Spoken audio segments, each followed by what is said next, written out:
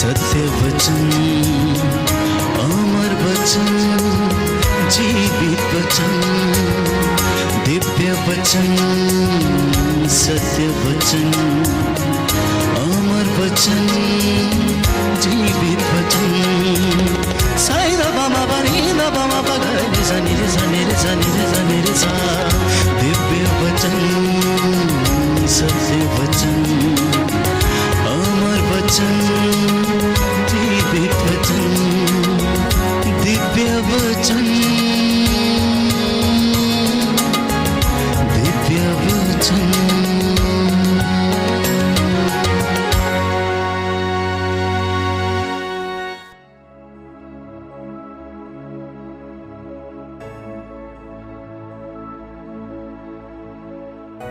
सबको जय यीशु की। प्रभु यीशु के पवित्र और सामर्थी नाम में मैं आप सबकी सलामती की दुआ मांगता हूँ। प्रियजनों, आज एक ऐसा विषय जिस पर मैं आपके साथ मनन चिंतन करना चाहता हूँ वो ये है कि ईश्वर की इच्छा क्या है। अक्सर हम लोग ये जानने का प्रयास करते हैं कि ईश्वर हमसे क्या चाहता है। तो बाइबल इसके विषय में क्या कहती है, मैं आज आपके साथ इस पर मनन चिंतन करना चाहता हूँ।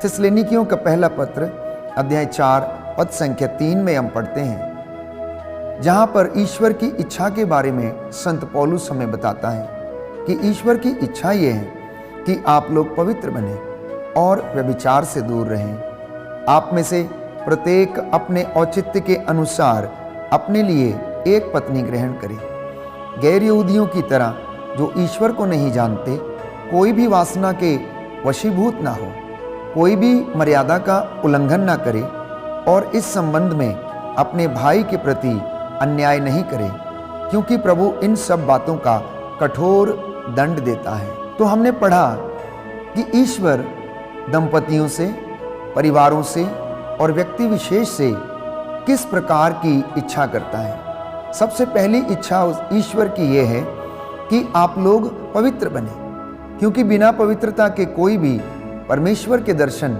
नहीं कर सकता है। और कहता है कि गैर यहूदियों की तरह जो ईश्वर को नहीं जानते, आप लोग इस प्रकार का आचरण ना करें, क्योंकि आप लोगों को मसीह के विषय में, उनकी सेवकाई के विषय में, उनके बलिदान के विषय में, उनके त्याग के विषय में, उनके प्रेम के विषय में सब कुछ समझाया गया है। और इतना कुछ समझने के बावजूद भी यदि कोई व्यक्ति गलती करता है और अपवित्रता का जीवन व्यतीत करता है, तो वह अपने जीवन में दंड अवश्य भुगतेगा, क्योंकि बाइबल कहती है प्रभु उसे अवश्य इन सब बातों का कठोर दंड देता है। आगे संत पौलुस लिखता है, क्योंकि ईश्वर ने आपको अशुद्धता के लिए नहीं बुलाया है, उसने आपको पवित्रता के लिए बुलाया है। क्योंकि वो पवित्र है, इसलिए परमेश्वर ये कहता है कि तुम मेरे लिए पवित्र बनो। इजराइलियों को और आप मसीहों को ईश्वर ने पवित्र बनने के लिए बुलाया है, क्योंकि पवित्रता के बिना कोई भी ईश्वर का दर्शन नहीं कर सकता है। इसलिए जो इस आदेश का तिरस्कार करता है वह मनुष्य का नहीं बल्कि ईश्वर का तिरस्कार करता है, जो आपको अपना आत्मा प्रदान करता है। मुझे और आपको इन तमाम बातों को सुनकर अपने जीवन में आत्मसात करने की आवश्यकता है कि परमेश्वर की इच्छा मेरे और आपके जीवन के लिए, मेरे और आपके परिवार के लिए, मेरे और आपके उद्देश्यों के लिए, हमारी सेवकाई के लिए ईश्वर की इच्छा क्या है। यूं तो बाइबल हमें अनेक बातों के विषय में बताती है, लेकिन प्रभु ये कहता है कि वो आपसे यही चाहता है कि आपका दाम्पत्य जीवन पवित्र हो, आपका वैवाहिक जीवन पवित्र हो, पति पत्नी का जीवन पवित्र हो। आप वासना से नहीं, पवित्र आत्मा से संचालित रहें, क्योंकि वासना जो संसार के अनुसार आपसे कार्य करवाती है, उसकी वजह से आपका जीवन नष्ट होने लगता है। तो जिस परिवार में पवित्रता है, दाम्पत्य जीवन शुद्ध है और पवित्र है, तो उनके बच्चे भी शुद्ध होंगे और पवित्र होंगे। संत पौलुस कहता है कि यदि जड़ें पवित्र हैं तो उसका फल भी पवित्र होगा, वह पेड़ भी पवित्र होगा, क्योंकि पेड़ की पहचान उसके फल से की जाती है। तो यदि परिवार में बच्चे वासना जैसी बुराइयों, नशे जैसी बुराइयों, ड्रग्स और अनेक प्रकार के व्यभिचार और बंधनों में जकड़े हुए हैं, तो इसका सीधा सा तात्पर्य यह है कि माता पिता का दाम्पत्य जीवन पवित्र नहीं है। और इसी की वजह से बच्चों के जीवन में भी यही बुराई पनपने लगती है, और जब वो बड़े हो जाते हैं तो ये बुराई उनके जीवन में ऐसे घर कर लेती है कि वह उससे निकल नहीं पाते हैं। तो बाइबल हमें बताती है, मत्ती के सुसमाचार अध्याय 9 पद संख्या 6 में हम पढ़ते हैं कि परिवार एक रिश्ता है। अब वे लोग दो नहीं हैं बल्कि एक शरीर है, एक तन, एक मन और एक आत्मा है। पुरुष अपने माता पिता को छोड़ेगा और अपनी पत्नी के साथ रहेगा। ये हम बाइबल में पढ़ते हैं प्यारे भाइयों और बहनों। अब से वो दो नहीं है, हर एक चीज पर उनका बराबर का अधिकार है। वहां पर वे लोग ये नहीं कह सकते कि ये तेरा है या ये मेरा है, इस पर तुम्हारा अधिकार है और इस पर मेरा अधिकार है। नहीं प्रियजनों, पति पत्नी के लिए अपने आप को एक दूसरे के प्रति समर्पण करने के अलावा कोई दूसरी बात उनके जीवन में नहीं होनी चाहिए। तो जब ये रिश्ता पवित्र होगा तो इस रिश्ते से उत्पन्न होने वाली चीजें, उत्पन्न होने वाले फल भी प्यारे भाइयों और बहनों पवित्र होंगे। पेतरुस का पहला पत्र अध्याय 2 पद संख्या 15 बाइबल हमें बताती है कि ईश्वर चाहता है आप अपने सदाचरण के द्वारा अनर्गल बातें बोलना छोड़ दें। मूर्खों का मुंह आप लोग यदि बंद करना चाहते हैं तो वो परमेश्वर के वचन के अनुसार आप कर सकते हैं। परमेश्वर के वचन के द्वारा ये आप कर सकते हैं। इसलिए बाइबल कहती है, सुक्ति ग्रंथ अध्याय 3 पद संख्या 5 से 6 में हम पढ़ते हैं कि तुम सारे हृदय से प्रभु का भरोसा करो, अपनी बुद्धि पर निर्भर मत रहो, सब कार्यों में उसका ध्यान करो, क्योंकि वह तुम्हारा मार्ग प्रशस्त करता है। आज बहुत सारे लोग ईश्वर के वचनों पर भरोसा करने की बजाय सारी चीजों पर विश्वास करते हैं। अपनी बुद्धि, अपनी मन और अपने ज्ञान पर वे लोग तर्क करते हैं। अपने गुणों पर उन्हें गर्व होता है। लेकिन बाइबल इसके विपरीत हमें बताती है कि यदि आपको गर्व करना है तो मसीह के क्रूस पर, यदि आपको गर्व करना है तो प्रभु की शिक्षा पर, जो आपका मार्ग प्रशस्त करती है। याद रखें कि ईश्वर की इच्छा आपके जीवन के लिए यह है कि आप लोग पवित्र बने, क्योंकि पवित्रता के अभाव में कोई भी ईश्वर के दर्शन नहीं कर सकता है, कोई भी स्वर्ग राज्य में प्रवेश नहीं कर सकता है।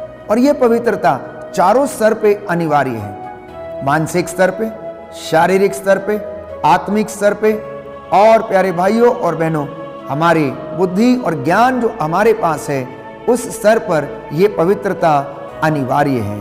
इसलिए बाइबल कहती है, लेवी ग्रंथ अध्याय 11 पद संख्या 44 में हम पढ़ते हैं कि मैं प्रभु तुम्हारा ईश्वर हूं, इसलिए तुम अपने आप को पवित्र करो और पवित्र बने रहो, क्योंकि मैं पवित्र हूं। प्रियजनों, प्रभु इतना पवित्र है, इतना पवित्र है कि हम में से कोई भी उसकी पवित्रता के दर्शन तब तक नहीं कर सकता है जब तक कि हम पवित्र नहीं बनते हैं। शारीरिक रूप से, मानसिक रूप से, दृष्टि की रूप से, आत्मिक रूप से, इन चारों स्तरों पर हमें पवित्रता की आवश्यकता है, क्योंकि प्रभु बार बार हमें याद दिलाता है कि मैं वो प्रभु हूं जो तुम्हें इसलिए मिस्र से निकाल लाया कि मैं तुम्हारा अपना ईश्वर बनूं। कहता है कि मैं तुम्हारा अपना ईश्वर बनूं, क्योंकि मैं पवित्र हूं, इसलिए तुम मेरे लिए पवित्र बनो। लेवी ग्रंथ अध्याय 19 पद संख्या 2 में हम पढ़ते हैं, इजराइलियों के सारे समुदाय से यह कहो कि तुम पवित्र बनो। कहता है कि इजराइलियों के सारे समुदाय से यह कहो, इन विश्वासियों से यह कहो, मेरी बातें सुनते हैं जो लोग, उनसे यह कहो कि मैं पवित्र हूं, इसलिए तुम मेरे लिए पवित्र बनो। मैं तुम्हारा प्रभु ईश्वर पवित्र हूं। तुम में से प्रत्येक व्यक्ति अपने माता पिता का आदर करेगा और मेरे विश्राम दिवस को मनाएगा, क्योंकि मैं प्रभु तुम्हारा ईश्वर पवित्र हूं। बाइबल शुरू से लेकर अंत तक पवित्रता की बात करती है, क्योंकि बिना पवित्रता के, बिना विनम्रता के, बिना विश्वास के, बिना प्रायश्चित के, बिना पश्चाताप के कोई भी ईश्वर के दर्शन नहीं कर सकता। यहां तक कि अविश्वास को भी बाइबल में पाप कहा गया है, जो मूर्ति पूजक के बराबर है। इसलिए इंसान को इन तमाम चीजों में ऊंचा उठने की आवश्यकता है। जिंदगी के हर स्तर में उसे अव्वल रहने की आवश्यकता है। लेवी ग्रंथ अध्याय 20 पद संख्या 26, मेरे लिए तुम पवित्र बनो क्योंकि मैं पवित्र हूं। मैंने तुम लोगों को अन्य राष्ट्रों से अपने लिए अलग कर लिया है। कितनी सुंदर बात है। प्रभु कहता है कि मैंने तुम्हें अन्य राष्ट्रों में से अपने लिए अलग किया है। हे इजराइलियों, तुम क्यों मरना चाहते हो? तुम मेरी बातें क्यों नहीं मानते? तुम उन पर क्यों नहीं चलते? तुम मेरी आज्ञाओं का पालन क्यों नहीं करते? मैं तुम्हें अपने साथ रखना चाहता हूं। मैं अपने साथ तुम्हें लेकर चलना चाहता हूं। मैं तुम्हारी रक्षा करता आया हूं। मेरा प्रेम तुम्हारे लिए अनंत काल से बना हुआ है। अब तुम मेरी बात क्यों नहीं मानते? तुम मेरी बात मानो और उस पर चलो। मेरे आदेशों का तुम पालन करो। मेरे लिए तुम पवित्र बनो। इसलिए संत पौलुस भी पेतरुस को लिखते हुए पहले पत्र अध्याय 1 पद संख्या 16 में कहता है, पवित्र बनो क्योंकि मैं पवित्र हूं। पवित्र बनो क्योंकि मैं पवित्र हूं। लेवी ग्रंथ अध्याय 20 पद संख्या 7, कि तुम अपने को पवित्र करो और पवित्र बने रहो। मैं प्रभु तुम्हारा ईश्वर पवित्र हूं। तुम मेरी विधियों का पालन करोगे और उनके अनुसार आचरण करोगे। मैं वो प्रभु हूं जो तुमको पवित्र करता हूं। प्रभु कहता है कि तुम मेरी विधियों का पालन करो, मेरे आदेशों पर चलो। मैं वो प्रभु हूं जो तुम्हें चंगा करता हूं। मैं वो प्रभु हूं जो तुम्हें सामर्थ्य देता हूं। मैं वो प्रभु हूं जो तुम्हारे आगे आगे चलता हूं। मैं वो प्रभु हूं जो तुम्हें पवित्र करता हूं। इसलिए आज प्रभु आपके चौखटों को, आपके बिछौनों को, आपकी आटा गूंदने की परात को, आपकी कलम जिससे आप दफ्तर में लिखते हैं, उसको शुद्ध करे, पवित्र करे। आपको इन आंखों की पवित्रता प्रदान करे जिससे कि आप लोगों में ईश्वर का प्रेम देख सके। आप लोगों के सेवा करने के लिए आपके कदम आगे बढ़ जाएं। लोगों की सेवा में आपके हाथ सदा उठे रहें। इब्रानियों के पत्र अध्याय 12 पद संख्या 14, प्रभु का वचन ये कहता है कि पवित्रता की साधना करो। आज दुनिया अनेक प्रकार की साधना करने के लिए तैयार रहती है। तीर्थ करने के लिए जाती है, स्नान करने के लिए जाती है, अनेक तीर्थ स्थानों पर जाकर माथा टेकती है और सोचती है कि तीर्थ स्थान पर जाने से पापों का प्रायश्चित हो जाता है। प्यारे भाइयों और बहनों, बाइबल कुछ और ही बताती है। प्रायश्चित करने का सबसे अच्छा तरीका है कि अपने आप को, गलतियों को स्वीकार करना, विश्वास की साधना करना, पवित्रता की साधना करना, पवित्रता को बनाए रखने के लिए दिन रात मेहनत करना, आत्मत्याग करना, और तब जाकर आप परमेश्वर के दर्शन करने के लायक बन जाएंगे। क्योंकि बाइबल कहती है बिना पवित्रता के कोई भी ईश्वर के दर्शन नहीं कर पाएगा।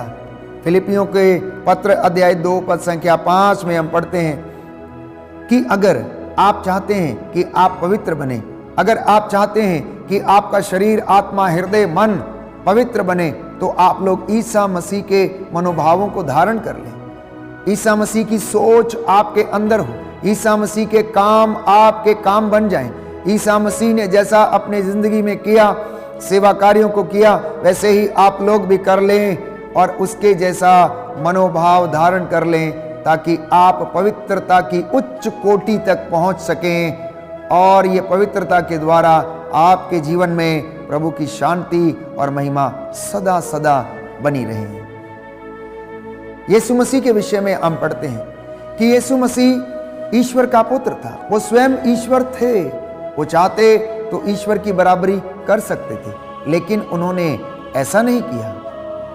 उन्होंने दास का रूप धारण किया, ईश्वर की आज्ञा के प्रति ईमानदार रहे और ईश्वर के उन्होंने बराबरी नहीं की, बल्कि ईश्वर के आदेशों और नियमों का उन्होंने पालन किया और उन्हें पूरा किया और कहा, देख मैं तेरी आज्ञाओं का पालन करने और तेरे नियमों का पालन करने के लिए मैं आ रहा हूं। इतना ही नहीं, प्रभु की दूसरी इच्छा यह है कि आप लोग पूर्ण बने। पवित्र बनने के साथ साथ आप लोग पूर्ण बने। आप में से बहुत सारे लोग बहुत सारी तपस्या करते, आत्मत्याग करते हैं, लेकिन पूर्ण नहीं है। प्रभु चाहता है कि आप पूर्ण बने। सेवा के काम आधे मन से नहीं, ईश्वर के काम आधे मन से नहीं, परंतु पूर्ण रूप से आप अपने जीवन से स्वार्थ को त्याग कर, अहंकार को त्याग कर आप पूर्ण बने, जैसा कि स्वर्गीय पिता पूर्ण है। अफेसियों के पत्र अध्याय 5 पद संख्या 10 में हम पढ़ते हैं कि पूर्ण बनने के लिए हमें किन बातों की आवश्यकता है। तो संत पौलुस कहता है, आप यह पता लगाते रहें कि प्रभु को कौन सी बातें प्रिय हैं। इसलिए हर एक दंपति को, हर एक विश्वासी को ईश्वर की इच्छा पता लगाने की कोशिश करनी चाहिए और उन बातों में अपने आप को पवित्रता की उच्च कोटि तक पहुंचाने का प्रयास करते रहना चाहिए।